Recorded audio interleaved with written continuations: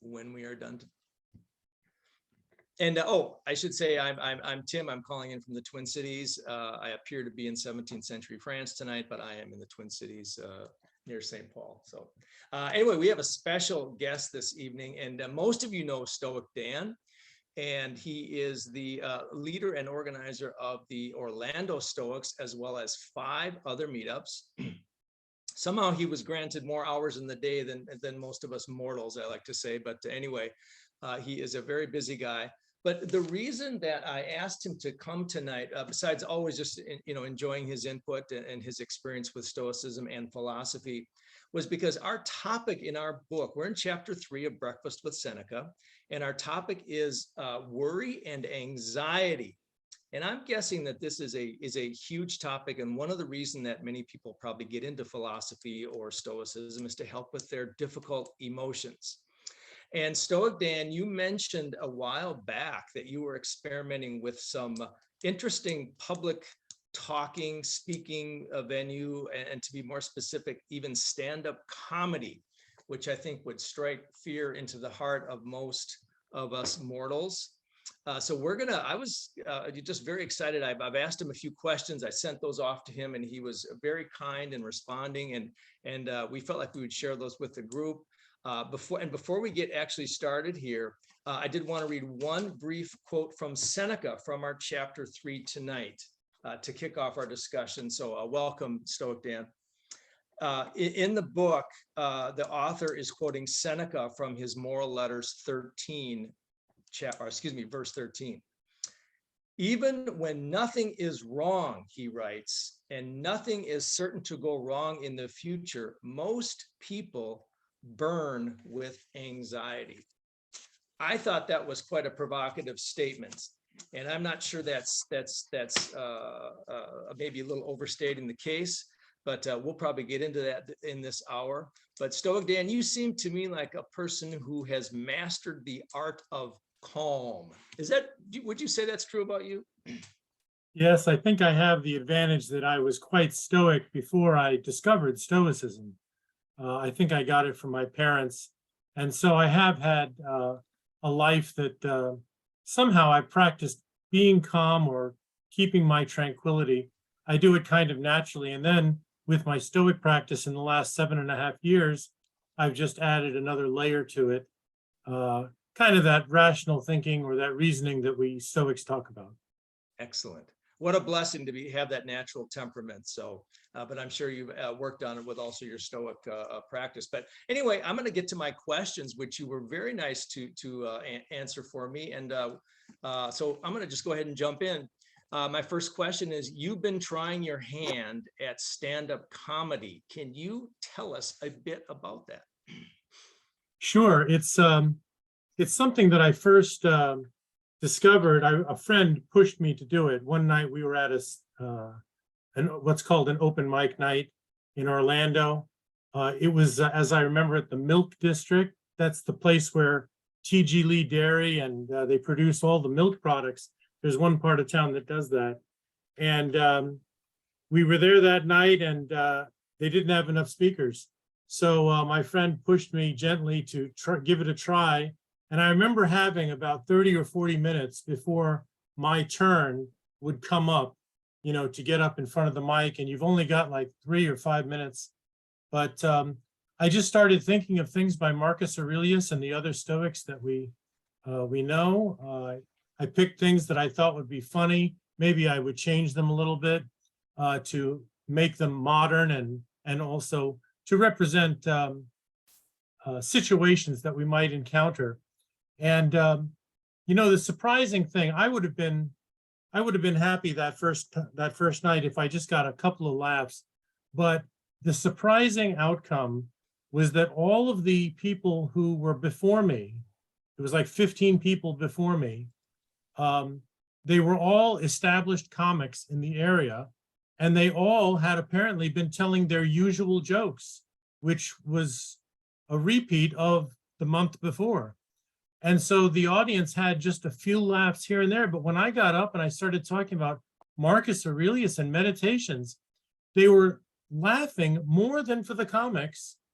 And I think it's because it was like all fresh material. They were like being shocked into reality. And they really had a lot of good reactions for that. So So you that's how you it went the first time. yeah, and so I was going to say, well, what prompted you to give comedy a shot? And you may let me just quick change my view here to speaker. Maybe that's a little. So what my next question was, what prompted you to give comedy a shot? So did you go back after that first, that, because that sounds like it was a real spontaneous event. Right, it was. And what happened next is the pandemic happened. And so comedy clubs and open mic nights disappeared. But after that was pretty much over in Orlando, I decided to start going monthly to a certain open mic, which is in uh, near the central part of town. And it consistently gets like 50 or 60 people. Now, here's the interesting part of it is that every month, maybe a few people return, but most of them are all new faces. So this is not just a Stoic crowd or a crowd that's philosophically minded, but they're mostly new faces. And it really is a challenge for me to come up with stuff. So I basically, one of the, one of the keys that I have, every comedy act has a certain key. Maybe they like exaggeration, self-deprecation, things like that. The key for me is that the Stoics give me all these ways of handling human problems. They've collected this all in a few books, which we can review in the modern day and say, wow, those human problems still exist. Now let's make it funny somehow. Interesting. That's fascinating. And my next question was, well, what are you learning about yourself, either from, comedy specifically, or all the work you're doing with your Stoic groups, something you can share with the group? Sure. Well, the learning lately at Orlando Stoics is interesting because the pandemic has pretty much passed, but our online group, like on Mondays and Friday nights, it continues to grow. And this last week we had new members from Nigeria and Brazil. So these are people who somehow found out about us, and they hear that the discussion, much like you have here at Minnesota, to have an open discussion about Stoic ideas is a very attractive part of the format. Other groups might just have a lecture where someone is talking for 45 minutes and then a little Q&A. But to give much time to the discussion allows people to share, and they really get attached to each other in the community. Some people will show up because they know, wow, Robert is a doctor and I want to hear his medical feedback on Stoicism, or someone else is into history and I want to hear about the Roman emperors more. So it's that's really what gives me another layer of learning is that community and people from other cultures who sometimes join and talk from their points of view. Excellent, excellent. I just kind of getting back to the topic of humor there. Would you say I was going to let me just say real quick, I see a hand has gone up. I wonder if we could just hold our questions. Rick, I see your hand there. And we're going to do some Q&A at the end. If you just make a note of your question, we'll definitely get to that. Stoics might have a little bit of there's a meme or a cliche that they're humorless. Can humor help a Stoic practice, Dan? And how can humor help? Right. Yeah, this takes a little bit of imagination and creativity, because a lot of the Stoic material that we study in modern Stoicism, it's got kind of a secular tone to it, and it's got rational thinking. And so it leaves out a lot of that emotional and funny stuff. From one of my stand-up routines, I was talking about our search for truth and trying to figure out what life is and how to go through life smoothly. And so I told this joke that the audience liked. It's a joke about two drunks are outside of a bar late at night, and they're looking up in the sky, and the moon is up there. It's like a full moon. And one drunk says, "That's the moon." And the other drunk says, "No, that's the sun." And it goes back and forth, sun, moon, sun, moon. And then a third drunk comes by, walking by, and they stop him and they ask him, you got to help us solve this problem. Is that the sun or the moon? And he says, I don't know. I don't live around here. There's something about perspective in that joke there, Stoic Dan. Yeah. I love that. That's great. But you see, all you got to do is just find a link between that. You know, you could link that to Epictetus, what we can and can't control in the world. Yeah. That's, you know, Epictetus was provocative at times, but his teaching is very much rational. Absolutely. You know, it takes so much courage to get up in front of a group like you've been doing. Did you feel nervous, self-conscious? If so, how did you deal with that? Well, for this, I went back to the Stoic tool, you might say, of having mentors, seeing what others have done in the past. And so preparing for for each stand-up routine, which is only 5 minutes long, but, you know, you have a month to prepare for it. So I do review some YouTube videos on other comics, people that, not just any comic, but maybe someone who has kind of a Stoic delivery, you know, and even though they're not telling jokes related to Stoicism or any philosophy, I can still see how they approach things, you know, just the way that they move. They walk across the stage this way a little and slowly this way, and then they look around, you know, sometimes their mannerisms, I can pick up a few of those things and kind of add it to my comedy toolbox. And I see if it works. You know, of course, you get a reaction right away from the audience. So there's not much mystery about it. You just got to be able to do it the first time. So it really sounds like it involves more than just a funny joke. It's a performance that includes the body and pacing and all kinds of interesting, right? And it reminds me of, I think Epictetus talking, we are actors on a stage, I guess, right? My next question is, what tips would you give somebody who is anxious about talking in front of a group? And because they say that's a very common anxiety. Right. That's, I remember the first time I gave a big speech when I was young in business, and I was talking in front of a bunch of people they were all Apple computer dealers. And I was pitching my software to these Apple dealers who would sell my software along with their computers. And I remember I was nervous. I mean, I could feel the blood pumping through my arms and my chest. I was so, I was even getting like a little hot. And, but I just kept running through my speech in my mind. I even added a joke that I was pretty sure was funny. And of course, it's nice that it turned out to be funny. Everyone laughed. It was a very simple joke.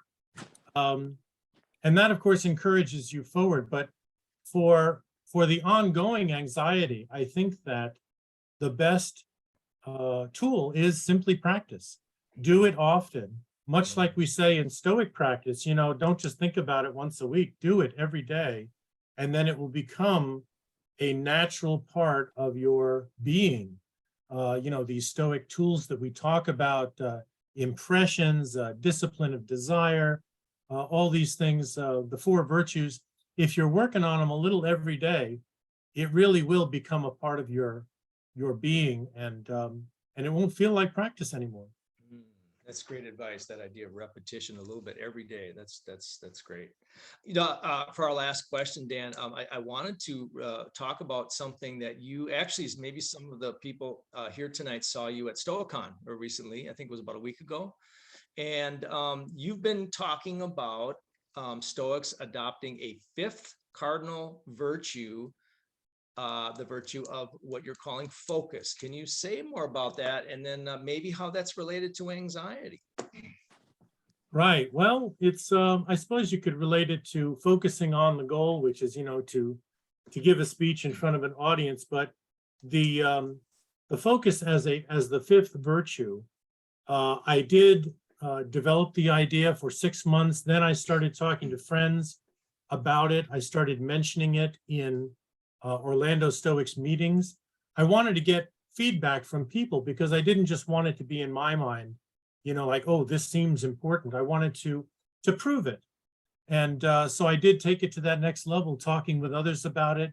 I got a lot of good feedback, and that all led to giving that lightning round talk, which was last month. And I think it went over very well. I was logged into the YouTube streaming part of the event. And at the end of my lightning round, I saw a number of comments popping up in the chat window on YouTube. So I was able to answer those and talk with people about that. They were further, giving me some more feedback and encouragement that this is a good idea for the modern age. And I even got emails afterwards. People must have found my website and sent me an email afterwards asking even how they can help promote it in their group. So the next day, this is like now I'm in phase 3 for promoting focus as a virtue, is I'll probably set up one of my web pages at my site with materials on focus, that if you want to, let's say, have a meeting about the virtues or the 5 virtues, whatever you want to do for a group, I would give you the PDFs or the video clips or whatever. That'll be the next step. I have not gotten reaction from the academics, but then again, I didn't expect that. They of course would take a lot of time before endorsing a big change like this. We've had 4 virtues for 2,000 years, so it's quite bold to suggest another one. Well, but we'll see where it goes. Maybe a year from now, we'll see more. Well, good luck with that. I think there's a really good case to be made for adding that as a virtue. So, and I was thinking of the church, which built on Stoicism, added some virtues. So, I think you're in a creative process there that's very historical. So, thank you for that. I want to, if you've got a few minutes, I wanted to open up the floor for, if you're willing to take a few questions, and when we can, whenever you're ready, Dan, we can call it. But if you're okay with that, I think Rick had a question, and go ahead, Rick. Well, it wasn't really a question. It was more of a comment based on a couple of things that he said, like the group where they have people from all over the world. And I joined a group out here in the Phoenix area. It's not a Stoic group, although I did join a Stoic group, but the one has a member in Iran. And boy, the questions that person has because of the cultural differences are amazing. They're really eye-opening. So having that big world input into groups is really educational. Anyway, the other thing I wanted to say was he mentioned that in these open mics, that so many of the regulars, they come back and they do the same thing over and over. And I do open mics, not comedy, but and I see the same thing. So it must just be that they have developed a comfort level with just that in those places. Right. Well, to answer that as a question really is, I could not see myself repeating the same jokes every month when I went back. I'm always, maybe it's because I have so much access to materials. I know all the Stoic authors, ancient and modern. I've got copies of their books. I got Kindle copies. I can skim through them. I can search for things. If I want to make a joke or a comment about something, I know some of my favorite quotes by Seneca and Marcus Aurelius, but I can always look up others. Yeah, I don't think there's any need for me to repeat the same thing. There's so much material, so much good material. Excellent. Lauren, you've got your hand up. Go ahead. You're on mute there, Lauren. There you go. Say my name? Yeah. Oh, Yes. okay. Yeah, no, like right off the bat, Stoic Dan, you said you made a joke about Marcus Aurelius. I was like, what? What's funny about Marcus Aurelius? Like, what would be a joke about Marcus? Like, I want to know what's funny. What would be a joke? Right. Well, it's to be honest, I can't remember the jokes that I told the first time because I didn't write them down. I didn't record that thing. It was kind of an improvised thing. And it was also like 3 years ago. So, before the pandemic. A good example, well, like the one that I gave before, of if you're trying to show how rational thinking or how different perspectives work, and then you convert it into a joke about two drunks and a third drunk coming along. It's something that I wouldn't really have thought about that, I mean, for a presentation, because it's so loosely connected. But then again, for an open mic, you can be very loosely connecting these ideas. The audience is not going to be academically rigorous with you. So that's the beauty of open mic, is it really is unstructured, and it can be disconnected and irrational, but that's, that's okay. Does it have something like, a Roman emperor and I don't know, a philosopher are in a bar, Well, actually, I'll give you an example now that I talk about it a little bit. From only a couple months back, the stand-up routine I did include Marcus, and I included his Meditations 5.1, where he's telling himself to get out of bed in the morning. Remember that line, you can't sleep underneath the blankets and be warm and cozy. You got to get up, what a human being is supposed to do. And the comment that I made after that, which the audience laughed and reacted to, is I said, this is the emperor of the known world in his time, and he's giving himself a pep talk of how to get out of bed in the morning. Just that juxtaposition of Marcus being just like everyone else, I got to get out of bed, give myself a pep talk. That's that was it. That's all I needed to get the audience reaction. Lauren, I see your machinery working there. I think we're going to see some jokes coming out of you. Go ahead and share those with me. I love humor, and I think we learn and remember best when we laugh, and we're relaxed. We learn best when we're relaxed. So I love that. I love the idea of finding humor in it, because life is freaking absurd for sure, right? And that's a whole nother branch of philosophy, absurdism. But yeah, so cool. I like it. Thanks, Dan. Thanks, Lauren. Okay. Any other questions for Stoic Dan before we let him go? Yeah, Jeremy. One thing that I found in my own practice was I often write to other people about Stoic ideas. And I wanted to ask you if presenting the information a different way, similar to this idea of like, scrapping the old jokes and starting anew. Do you think that's something that ought to be incorporated as Stoic practice? Because often we get in this, we use the same examples, we say the exact same words, and we're just like stuck in this one monotonic way of thinking. Do you think forcing yourself to say, well, I'm not going to explain it this way anymore, is in itself encouraging development and further understanding of the Stoic ideas? Sure. And when you express things in new ways, it could be with comedy. That's one language that you can use. I also enjoy the language of the existentialists like de Beauvoir and Jean-Paul Sartre. The way that they express things is somewhat comical to me, because they talk about the absurdity in life. For example, you rush to the grocery store, something simple like this, and then you have to wait in line because the parking lot has a traffic jam or something like that. So you're rushed, but then you have to wait.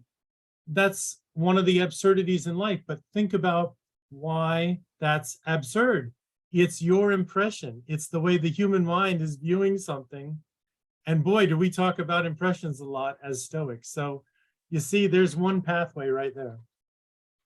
And when you're talking, Dan, it reminds me of phrases from Marcus Aurelius, like when he talks about Alexander the Great's going to be buried in this, or is alongside of his mule driver. I mean, that juxtaposition, which would only come from the Stoics. So anyway, that's all awesome. As before we let you go here, one of the things I really appreciated to kind of tie us into our topic for the evening was in your notes that when we talked, you said that you viewed these like standing up and presenting in front of a group as I wrote the word, a challenge, and you even use the word fun. Now, when someone has a serious, and I'm being kind of serious here, when someone has real struggles with anxiety, that could be maybe helpful for them to start reframing those events as challenges versus, horrific or even fun. Any thoughts on that? I agree. Well, once again, we come down to really how you view it. In your mind am I going to be a terrible stand-up person tonight, and get no reaction? Or will I make it so that I'm having a fun time out of doing it? And I think for me, the reason why I'm able to set aside the anxiety and think of it as a fun activity is because I like learning. And I like it so much that even if I have to learn live in front of an audience of maybe 50 or more people, I'll like to do it, even if I don't get a laugh sometimes. It's still a learning process because you think, oh, they didn't react to that. So maybe I didn't express it right. Maybe I didn't twist it around, make it absurd enough. Yeah. That's the Not learning get- process. Not getting attached to the outcome, just learning as you go. So anyway, I want to wrap this up because we're gonna get to our chapter, but this was a great chance to pick your brain a little bit, Stoic Dan. And I will say, I think you're a good role model for all of us with the leadership things you take on and the risk taking you do. So anyway, thank you. Final word to you, Stoic Dan. No, thanks for having me here. I remember attending your group on Wednesdays frequently in the past. I just can't do it anymore because my schedule is busy, but I appreciate your having me to talk about this subject today. Well, thank you very much. All right.